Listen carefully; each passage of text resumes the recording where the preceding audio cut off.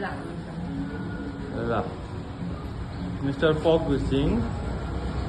7 वर्षको पक सिंह अब भिडियो नबनाऊ भने बनाउन मन लाग्यो है हो अब यो भजाइनल हाइपरप्लेसिया 20 दिन भयो रे कुकुरको है 6 महिना अगाडि पनि देखेको थियो रे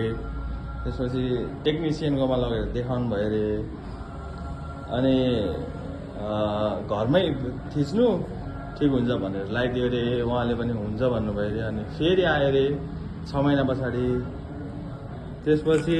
घरमै हुन्छ भनेर बस्नुभयो रे अब यसको माथिपट्टि यहाँनिर सर्भिक्स यहाँ फिल भइरहेछ है युरेथ्रा यता छ अब यो पार्टलाई हामीले भित्र पुस गर्ने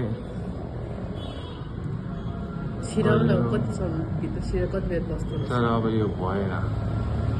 अब यसको के गर्ने चाहिँ म भन्छु तपाईहरुलाई है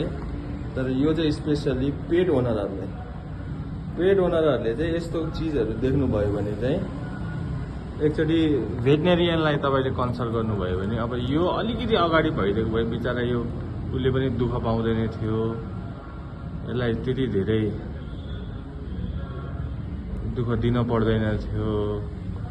अब यो अलिकति ढिला भयो अब यसको हामीले सर्जिकल करेक्सन गर्ने प्लान गरेका छौं है त्यो कुराहरु हामी अपडेट गराउँला अब यहाँ नानी सेन्टी भएर बसिरहेछ है कति दुखी होला दाइ कुकुरलाई भन्छे है अब यसको के गर्ने भन्ने कुरा अब अलिकति भ्युअर्सहरुलाई चाहिँ फेरि के देखाए जस्तो होला हैन अब हामी यहाँ नयाँ हाम्रो क्लिनिकबाट अपडेट गरेर छौं है न बिस्तारै पोस्टहरु हाल्दै छौं हाम्रो केही अलमल भएर हामीले पोस्टहरु हाल्न पाएनौं नहाल्ने कि भनेर प्लान गरिरा मैले चाहिँ है तै पनि अब हाल्नै पर्ने स्थिति आउँछ कहिलेकाहीँ ठिकै छ अब हाम्रो नयाँ ठाउँ यो है भेटघाट गरौँला केही छैन अब यो अहिले कामतिर लागौं अलिकति ग्रस छ यो अब यो कुराहरु चाहिँ म क्लिनिकल ब्रिफ चाहिँ सोध्न चाहने मान्छेहरुलाई मैले कमेन्टमा गरिदिनु होला मैले भनिदिन्छु कसैले जान्न चाहनुहुन्छ भने है अब सबै कुरा चाहिँ मैले यहाँ शेयर गर्न मिल्दैन है अब यसलाई के गर्ने यसको के हो प्रोसिजर कसरी यस्तो हुन्छ अब यसको ट्रिटमेन्ट के हो भन्ने कुराहरु चाहिँ म गर्छु तर पेट ओनरहरु चाहिँ अब यो के रे भजाइनल प्रोल्याप्स पनि भन्छ भजाइनल हाइपरप्लेसिया भन्छ है यसलाई चाहिँ अलिकति सिरियसली लिनु होला अब यो भएर घरमै पुछ गर्ने त्यो गर्ने अनि त्यसपछि प्रिभेन्सन के हो त्यसलाई फर्दर आउन नदिनला अब 6 महिना अगाडि उहाँ मसँग आएर भेट्नु भएको भए